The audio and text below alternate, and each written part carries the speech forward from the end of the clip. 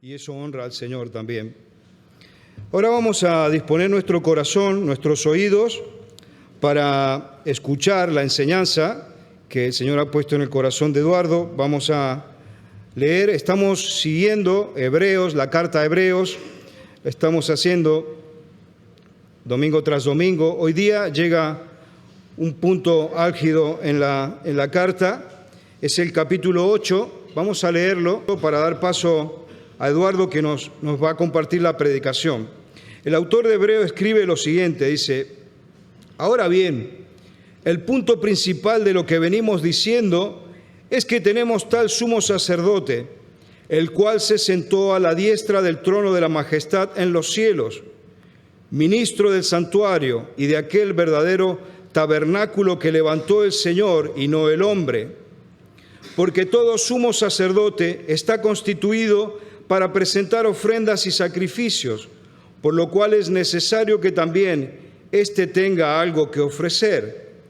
Así que, si estuviese sobre la tierra, ni siquiera sería el sacerdote, habiendo aún sacerdotes que presentan las ofrendas según la ley, los cuales sirven a lo que es figura y sombra de las cosas celestiales, como se le advirtió a Moisés, cuando iba a erigir el tabernáculo, diciéndole: mira, haz todas las cosas conforme al modelo que se te ha mostrado en el monte. Pero ahora tanto mejor ministerio es el suyo, cuanto es mediador de un mejor pacto establecido sobre mejores promesas.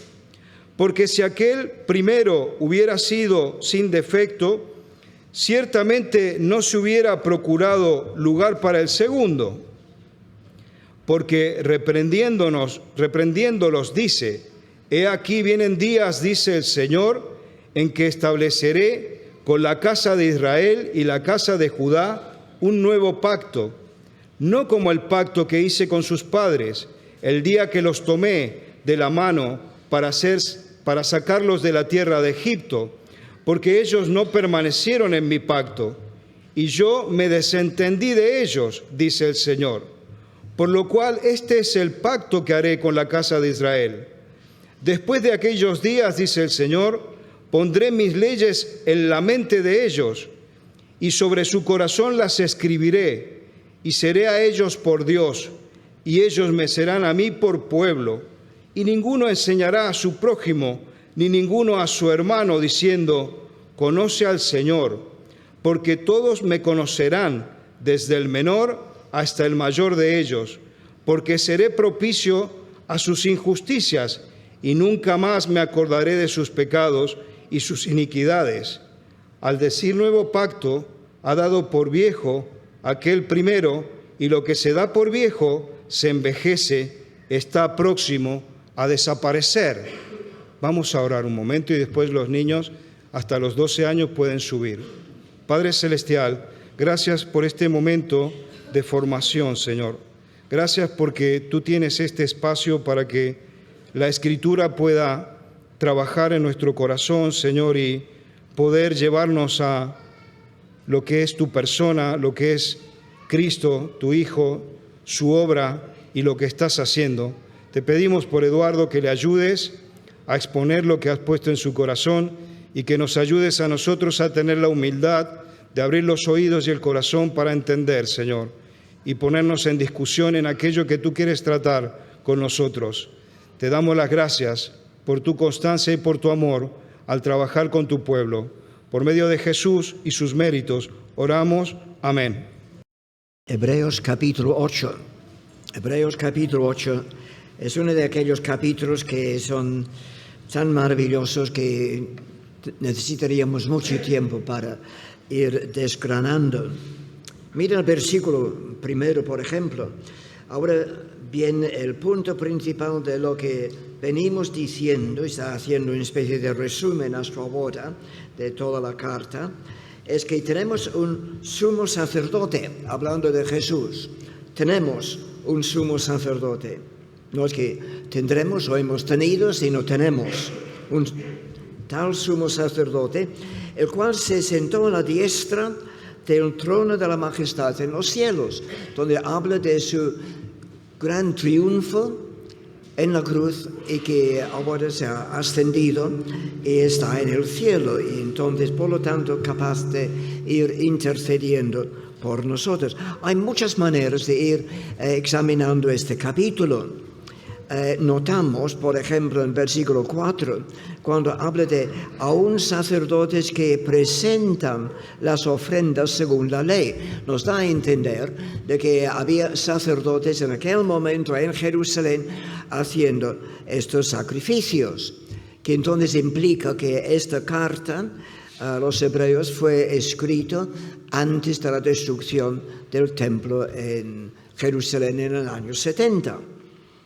Hay distintas cosas que podemos ir sacando de aquí, pero lo que quisiera hacer, y eso es lo que se ha puesto en el boletín, si queréis encontrar la página hacia el final del bosquejo, podéis ver por dónde van los tiros esta mañana, las acciones de Dios y las nuestras. Lo que me gustaría hacer es simplemente señalar 3 acciones, hay muchas más, pero 3 acciones que Dios hace, que se presenta en estos versículos, y cómo nosotros debemos responder a estas acciones. Hemos estado cantando, ¿dónde estaría yo si no fuera por tu gracia, o por tu gracia y por tu amor? Y este es precisamente el primer punto, la gracia del Señor. Notamos versículo 9, simplemente una frase que dice, como Dios los tomé de la mano para sacarles de Egipto, hablando de cómo el Señor en su misericordia, utilizando al gran líder Moisés, para sacar al pueblo de Israel de la tierra de Egipto, donde durante muchos años habían estado como esclavos. Entonces la acción de Dios, los tomé, dice el Señor, de la mano para sacarles de Egipto. Dios los rescató de la esclavitud de una forma física, como bien lo conocemos, pero también Dios los rescató de la esclavitud en cuanto a una actitud mental o emocional. Es que se habían acostumbrado de ser esclavos y rechazaban lo que Moisés y Aarón hacían a favor de ellos. Aún encontramos, Éxodo capítulo 5, versículo 21, hasta que empezaban a pedir que Dios los juzgara a Moisés y a Aarón. Se habían acostumbrado, estamos mal, pero ya nos hemos acostumbrado. Hay personas que se acostumbran a distintas situaciones. Se acostumbran a la esclavitud. Anoche estuve hablando con un hombre que hablaba en cuanto a sus padres, que habían llegado a ser esclavos del alcohol. Vale, malo, pero se habían al final acostumbrado. Y hay personas que se acostumbran de malos hábitos, de una actitud de rechazo al Señor. Mal, sí, pero se han acostumbrado. Pero Dios dice, los tomé de la mano para sacarles de Egipto.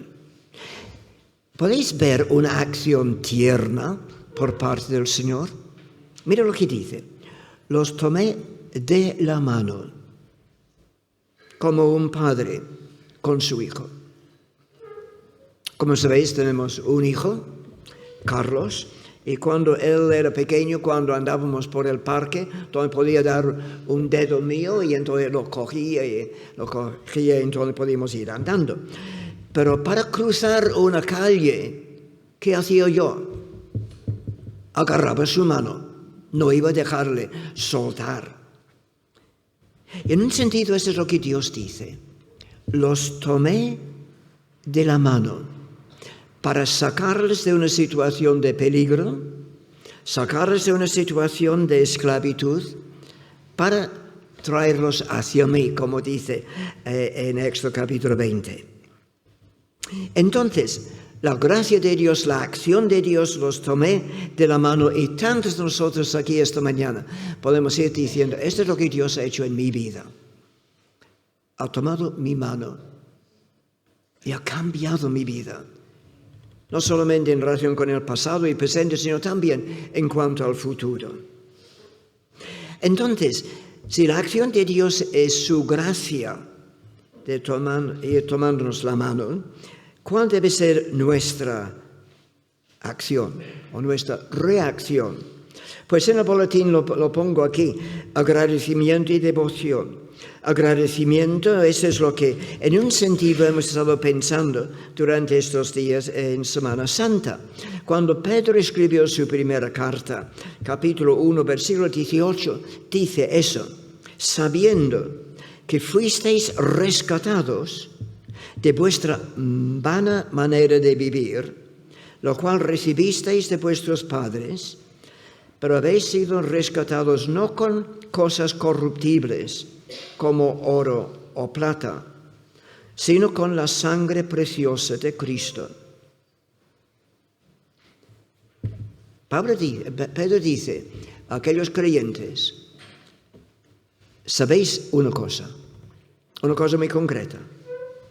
Fuisteis rescatados de vuestra vana manera de vivir. No sé si hay alguien esta mañana que en un sentido podría definir su vida como una vana manera de vivir, hueco, sin mucho propósito. Sí, se levanta por la mañana, desayuno, comida, trabajo, estudios, volver a casa, comida, cena, dormir. Y en un sentido la vida es simplemente así, vana manera de vivir, la cual recibisteis de vuestros padres. Sí, lo hemos recibido, esta tendencia al pecar. Pero entonces dice que habéis sido rescatados, utilizando esta misma idea de que Dios tomó la mano para sacarlos. Y por lo tanto, nuestra reacción debe ser de profundo agradecimiento por su interés, por todo lo que Él hizo, dejando la gloria para venir a este mundo tan sucio, para redimirnos, para rescatarnos, para dar su vida en rescate. Entonces, agradecimiento. Ojalá que nosotros durante todo este año, coronando a Cristo como Rey, podamos ir mostrando nuestro agradecimiento. Pero también devoción. Realmente eso es lo que hacemos en la Santa Cena. Cuando tomamos de la Santa Cena, volvemos a afirmar nuestro compromiso con Él. Sí, recordamos todo lo que ha hecho, ese agradecimiento, pero también estamos declarando nuestra devoción, nuestra lealtad, nuestro compromiso con Él.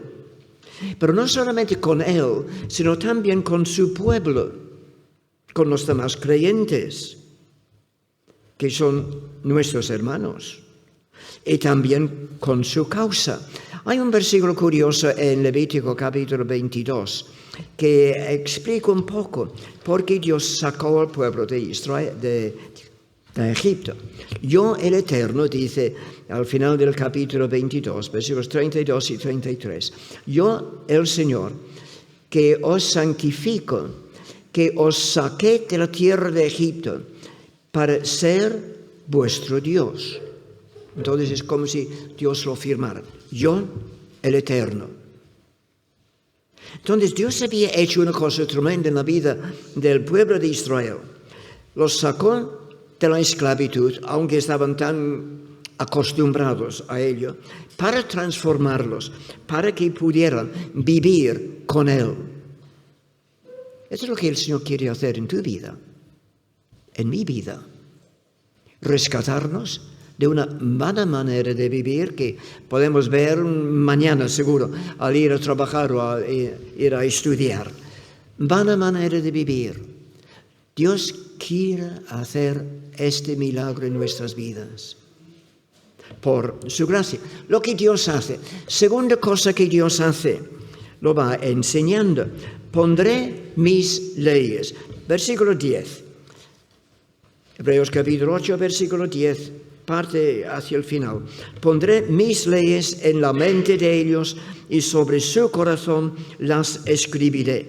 Realmente está enfatizando un contraste tremendo.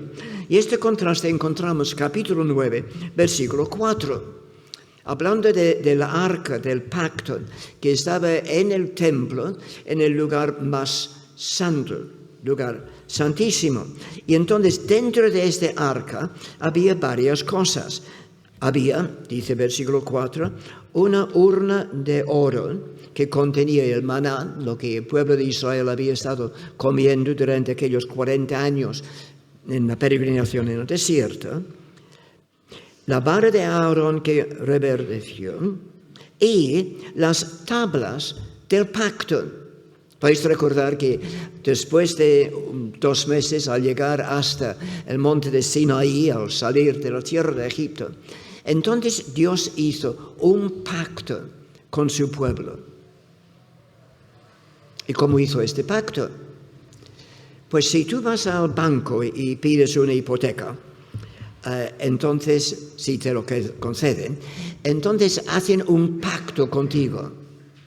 Entonces, una serie de formularios que parece que nunca vas a terminar de ir firmando, firmando. Y entonces tú tienes una copia y el banco tiene otra copia. Y esto es lo que pasó en este pacto que Dios hizo con su pueblo. 2 tablas, uno, digamos, que Dios iba a guardar y el otro para el pueblo. Y entonces se guardaron los 2 en este arca del pacto, que Dios decía: yo os ayudaré, yo os bendeciré, yo iré con vosotros y estaré con vosotros en toda circunstancia. Esta es mi parte del pacto. Vuestra parte es obedecerme, seguir mis normas. Esto era el pacto, pero se rompió. Se rompió enseguida, no por parte de Dios, sino por parte nuestra. Pero entonces aquí nos dice versículo 10, pondré mis leyes en la mente de ellos, ya no en un arca, y sobre su corazón las escribiré, no simplemente como tablas de piedra escritas, no, lo pondré en la mente de ellos. O sea, Dios dice de que va a enseñar a su pueblo para que puedan pensar en una forma diferente. Yo pondré mis leyes en la mente de ellos para controlar sus pensamientos, para que sean pensamientos puros, amables, pensamientos que honran a Dios, que honran a nuestro Creador. Cuando Pablo escribió a los Corintios, decía, llevando cautivo todo pensamiento a la obediencia de Cristo. Esa es la idea, de que todo lo que pensamos lo sometemos a Él, porque Él está escribiendo su ley en nuestra mente, para que podamos ir pensando bien. Hay tanta gente que piensa mal, no solamente en una forma negativa, sino quizás debido a pornografía, cosas así, de que ni pueden pensar en una forma clara y pura. Dios dice, yo pondré mis leyes, no simplemente sobre unas tablas de piedra que se rompen, sino lo pondré en su mente para que puedan pensar en una forma diferente. ¿Quieres pensar en una forma diferente? Tantas veces llenamos nuestra mente con pensamientos amargas. ¿Quieres pensar en forma diferente? Mira lo que Dios dice, la promesa de su enseñanza. Yo pondré mis leyes en su mente, pero no solamente en su mente, sino los pondré también en el corazón. O sea, no solamente para controlar nuestros pensamientos, sino también para controlar nuestras actitudes. Uno de los motivos de los 10 mandamientos es en relación con nuestras relaciones con otras personas.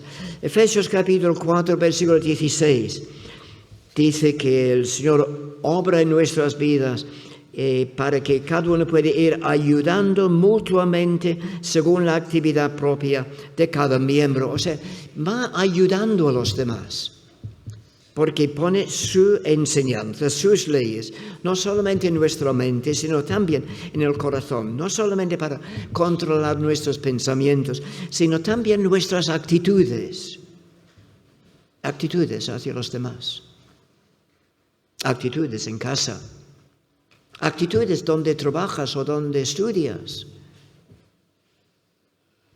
¿Cuál es la acción o reacción nuestra? Pues también, como lo ponemos en el boletín, agradecimiento. Agradecimiento en este caso al Espíritu Santo por las Sagradas Escrituras, porque tenemos este libro, esta carta de amor que Él nos ha enviado. 2 Timoteo 3:16 dice: toda la Escritura es inspirada por Dios. No solamente el Nuevo Testamento, el Antiguo Testamento también. Y es útil para enseñarnos, para redarguir, para corregir, para instruirnos en justicia, a fin de que el hombre de Dios, o la mujer de Dios, cualquier persona, sea perfecto, sea maduro, enteramente preparado para toda buena obra. En otras palabras, el Señor quiere enseñarnos, quiere ir moldeando nuestra manera de pensar, quiere ir moldeando nuestras actitudes. Y lo hace principalmente a través de su palabra. Por esta razón nos da tanta alegría ver a los niños subir para la escuela dominical. No para jugar, no, es para aprender. Para aprender según su capacidad, ir aprendiendo más de Dios, cómo es Dios y cómo nosotros podemos relacionarnos con Él.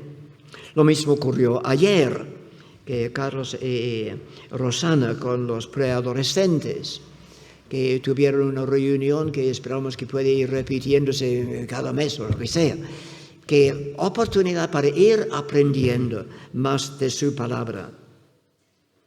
Entonces, reacción nuestra, agradecimiento. Señor, gracias por este libro, que por medio de este libro puedo conocerte más. Y también una reacción de devoción, de lealtad. Señor, deseo meditar en tu mensaje de amor, tu mensaje de revelación que cambia vidas. Hay una frase curiosa en Josué. Josué capítulo 1, versículo 8, versículo que seguro muchos lo conocen de memoria, pero quizás hay una frase que en ese día lo hemos saltado.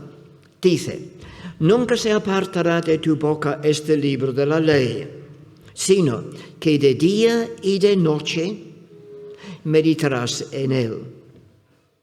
De día y de noche meditarás en él, para que guardes y hagas conforme a todo lo que en él está escrito. Ahora, ¿para qué? Porque entonces harás prosperar tu camino y todo te saldrá bien. Bien, versículo conocido. Lo que está diciendo es que debemos ir meditando en las Escrituras. No simplemente leyendo, sino meditando, ir dando vueltas. ¿Qué quiere decir eso para mí? Pero quizás hemos saltado la primera parte. Nunca se apartará de tu boca este libro de la ley. ¿Y por qué dice de tu boca? El valor de decir, de repetir la Escritura en voz alta. No solamente ir leyendo, que entre en nuestro cerebro por medio de la puerta de los ojos, sino también al ir diciéndolo en voz alta, también entra en nuestro cerebro por medio de la puerta del oído. Nunca se apartará de tu boca el libro de esta ley. Por lo tanto, es de tanta utilidad ir leyendo, ir repitiendo la Escritura en voz alta, pero solo tendrá valor si obedecemos lo que leemos. Solo tendrá valor si vamos obedeciendo lo que vamos meditando. Y si lo hacemos así, entonces podemos disfrutar como nunca la tercera cosa que Dios dice que hace aquí. No solamente vemos su gracia en nosotros, los tomé de la mano agarrado para no escapar, para protegerles.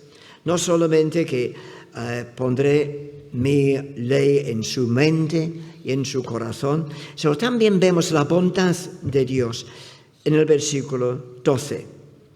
Nunca más me acordaré de sus pecados, de sus iniquidades. Vamos a leer todo el versículo 12, porque seré propicio, o sea, perdonaré a sus iniquidades, a sus injusticias, nunca más me acordaré de sus pecados y de sus iniquidades. En otras palabras, dice, Dios los perdona. Dios perdona injusticias, pecados e iniquidades. Las tres palabras son sinónimos.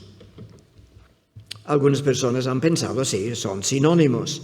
Y Dios lo repite para que no tengamos ninguna duda. Mi perdón es total, completo. Pero realmente son tres palabras griegas diferentes y cada una tiene su matiz. Dios dice, perdonaré sus injusticias. O sea, significa literalmente injusticia, maldad, transgresión contra lo recto y lo justo. Se refiere al acto de hacer lo contrario a lo que es correcto. Ir en la otra dirección, especialmente en relación con los demás. Por ejemplo, en vez de perdonar a los miembros de mi familia, que sé que es lo correcto, hago lo contrario. Me reservo resentimiento. En vez de olvidar cosas que sé que eso es lo que debo hacer, hago lo contrario. Lleno mi corazón con amargura. Y Dios dice, estas injusticias, al ir haciendo tú lo contrario de lo que es correcto, yo perdono en una forma total. Tremendo, ¿no? ¿No te da alegría eso? Pecados también es otra palabra, es errar el blanco, o sea, no alcanzar el propósito o la voluntad de Dios. Es la palabra más común en el Nuevo Testamento y se refiere al pecado en general. A veces, pecado sin intención. Por ejemplo, decisiones egoístas que podemos ir tomando sin darnos cuenta, en el sentido de que decimos que queremos ayudar a otros, pero en el fondo estamos buscando reconocimiento. O el pecado de omitir el bien por distracción o por falta de sensibilidad. No escuchar a alguien que sufre porque estamos demasiado ocupados. Pecados sin intención, no queremos ofender. Usar palabras duras sin meditar en el daño que hacen. Responder con impaciencia a un familiar o hermano en la fe, sin ser consciente del dolor que produce. O prejuicios inconscientes. Juzgar a una persona por su aspecto, su acento o su pasado, sin darte cuenta del dolor que esto produce en la otra persona. Dios dice, los pecados, aun los que has cometido sin intención, estoy dispuesto a perdonar por completo. ¿Qué hacemos con los pecados sin intención? Pues pedir a Dios discernimiento. Salmo 139 al final dice, examíname, oh Dios, y ve si hay en mí camino de perversidad. Señor, ayúdame para que sea consciente y así vivir en una actitud humilde y corregible. Pero la tercera palabra, injusticias, hacer lo contrario, pecados incluyendo los que hacemos sin intención. Pero iniquidades, esa es otra palabra. Literalmente es sin ley. Es rebelión consciente contra la ley de Dios. No solo es fallar en el blanco, ni pecar sin intención. Iniquidad son rechazar activamente la norma conocida de Dios, de forma deliberada. O sea, es con intencionalidad. Sé lo que Dios pide de mí y no lo hago.